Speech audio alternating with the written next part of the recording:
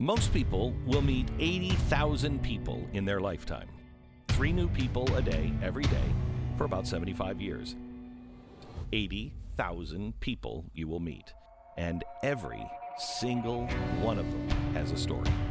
Today, I just want to stop and introduce you to one.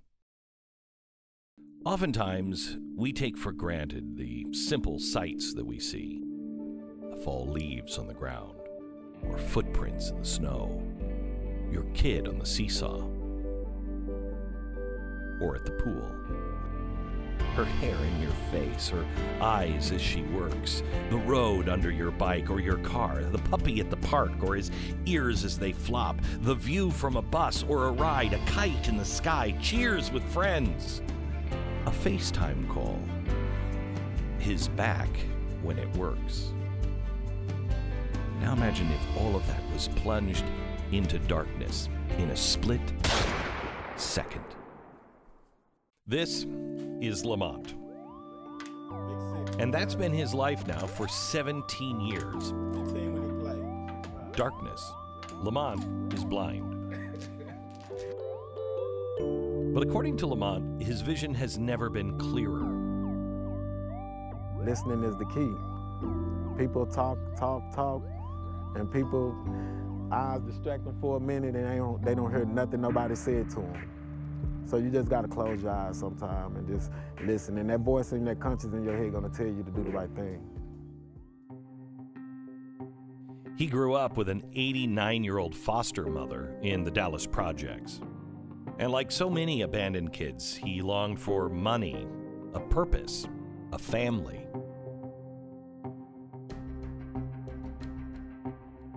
Lamont started selling drugs. I was making like $1,000 a week, and that's at the age of 12. So just imagine a 12-year-old kid with $1,000 in his pocket at the end of the day. What you think he's gonna do? He'd want more, and by the age of 12, Lamont found himself the youngest founder of the Dallas 415, the Bloods. Lamont was now known as Buckwheat. He was an enforcer, and his life became the color red. Until one day, everything changed. Now this is a gate right here, right? Yeah. Empty your house space? Yes, sir. It happened here, at a house that's now been torn down during a drug deal gone bad. This spot where we at, it changed my life forever. January the 2nd, 2001, I was shot in the head. I wasn't shot by the rival gangs, I was shot by my own friends. That's why I say your friends are like buttons on the elevator. They're either gonna take you up or bring you down. I couldn't see instantly. I had no light perception, it was just total pitch black.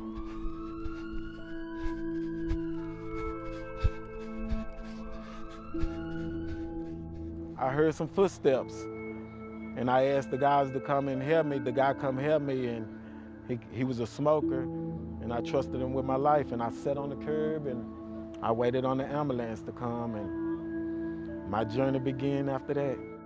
Lamont soon learned that his Dallas blood brothers weren't brothers at all. Like his parents, they abandoned him. So Lamont spent his days alone, crying. They wasn't there for me when I sat in my house and I cried for a month straight because I felt like it was the end of the world. And I wasn't crying because of the darkness, I was crying because of the abandonment. I had sacrificed my life, I sacrificed my freedom, I sacrificed my family, I sacrificed a lot of my friends just for a gang that wasn't even there for me when I needed them the most. Just to come by and just say, keep your head up. But his depression ended the moment he realized that it was affecting his young son. I said, man, I'm affecting a 6-year-old child. I said, I gotta change. So I got up, I washed my face, and I put a smile on my face. And I said, I'm gonna go outside, and I'm gonna smile. But when I went out and I started smiling, and a person just walked up and they smiling now. I could feel they smile, I could hear they smiling. They, oh, you looking good, baby. They happy because I'm happy. I said, oh, I affect people. So from that day on, I've been wearing the smile. Sometimes it might be fake, but I gotta keep that smile on because, you know, I affect people. In fact, Lamont had affected the lives of thousands.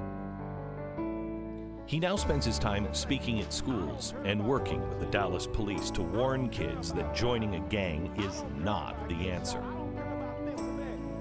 Warning them not to become another face on a t-shirt. I'm gonna die for you, I love you, I'm gonna be there. They're not gonna be there.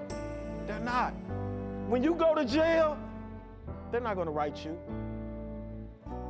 When you add on to our cemetery, that means population, when you're dead and gone, they're not gonna bring you flowers. They're not gonna come visit you. It's a task that Lamont believes he was chosen for. I think God have his chosen ones that he know that can handle this because it's very hard. I just make it look very, very easy. And it's a task that doesn't scare him. One thing I tell all kids, that in order for you to leave a gang, you have to be courageous. That's all you have to be. Stand up to them. If you don't stand for something, you'll fall for anything. So, yes, sometimes we take for granted the sights we see. But life is all about perspective. I used to think that was the worst day of my life, but now I think that's the best thing that God ever just did for me. I thank God for opening my mind and opening my heart because now I see more than I've ever seen in my life. You will meet 80,000 people in your life, but this is just my story.